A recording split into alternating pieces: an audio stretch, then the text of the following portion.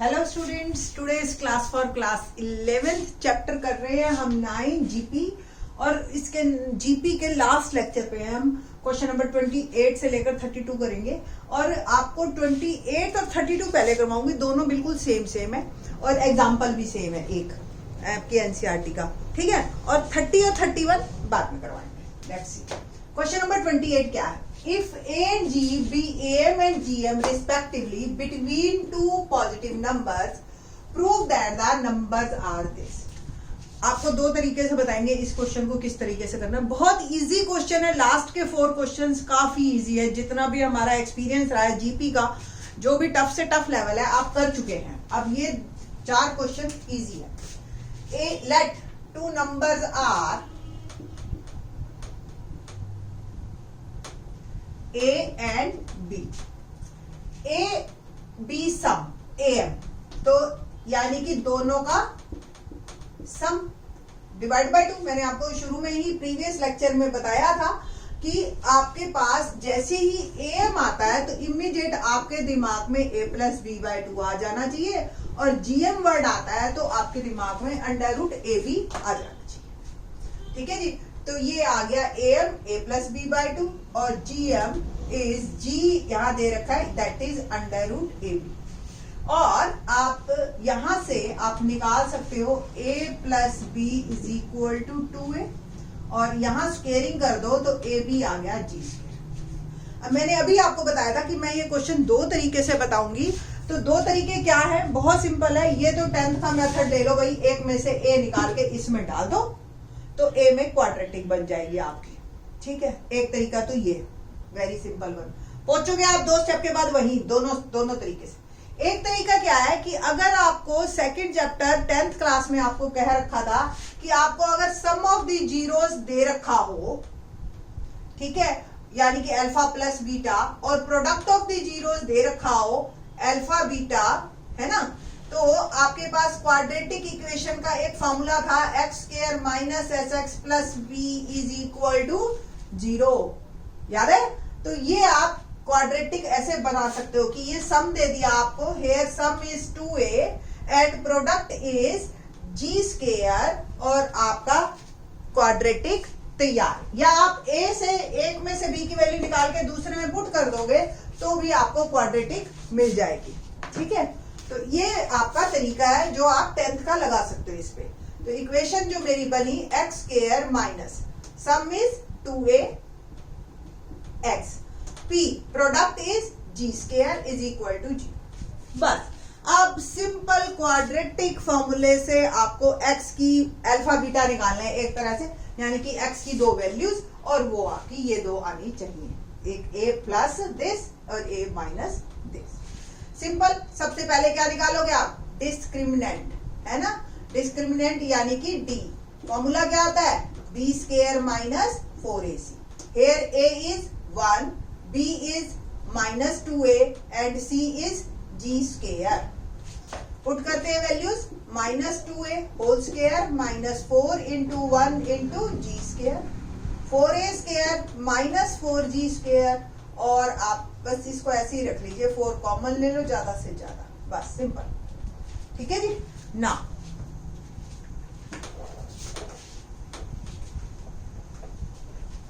Formula क्या होता है, minus b plus minus under root d upon 2A।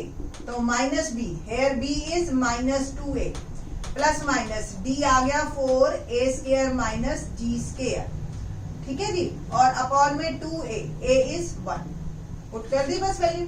2A plus minus 4 को बाहर निकालिए अंडर रूट से तो वो 2 हो जाएगा और under root A square minus G square upon 2।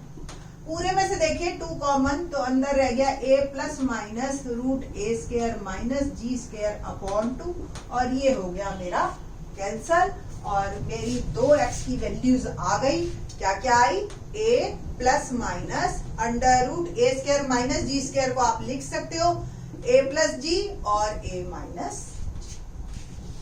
Easy है ना क्वेश्चन, अगर आपको 10th का क्वाड्रेटिक वाला फॉर्मूला याद है, और ये तो याद रखना ही है, 11th क्लास में आपने मैथ लिया है, ठीक है। अब इसके बाद एक्सरसाइज का ही क्वेश्चन नंबर 32 देखिए। कहता है इफ एम एंड जीएम और फिर roots of quadratic equation are 8 and 5। अब यहाँ ए और जी जो दे रखा था वो दे रखा है 8 एंड 5, ठीक है। Then obtain the quadratic equation, simple quadratic equation बोली है, और उसने सॉल्व करने के लिए तो बोला ही नहीं हमें, ठीक है। या नंबर से निकालने के लिए बोलता तो हमें इतना लंबा काम करना पड़ता।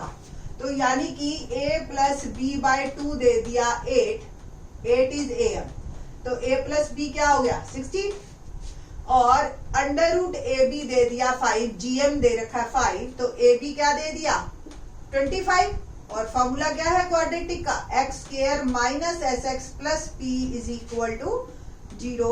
तो सम 16 दे रखा है, प्रोडक्ट 25 दे रखा है, ये मेरी क्वाड्रेटिक बन गई। तो ये मेरा आंसर है, very easy one, x square minus 16x plus 25। एक एग्जाम्पल भी इसी तरह का देखिए, पेज नंबर 191 और एग्जाम्पल 18। क्या है, am and gm of two positive numbers a and b are 10 and 8, find the numbers, ठीक है। am 10 है, gm 8 है, और हमें दो नंबर निकालने हैं।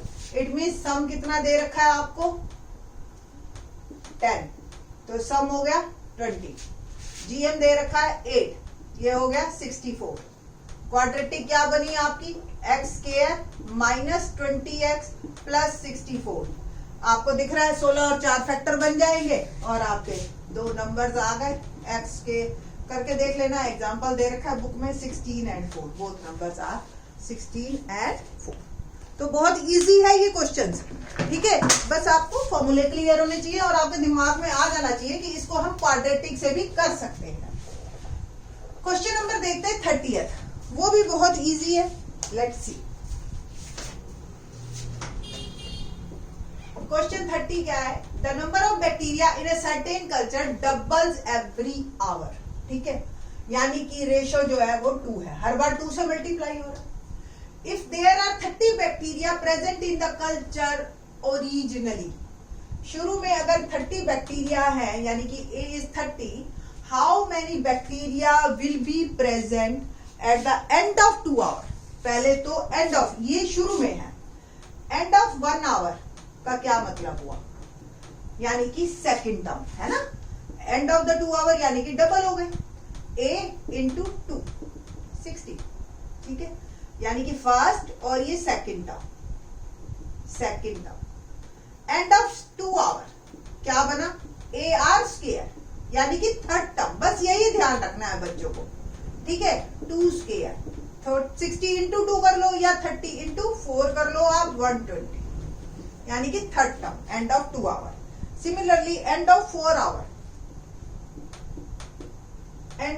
आवर, यानी कि टर्म हो गई आपकी फिफ्थ, यानी कि a r raise to power 4, a is 30, r is 2, and it will become 30 into 16, और 16 3 जा 48, 48, and end of nth our,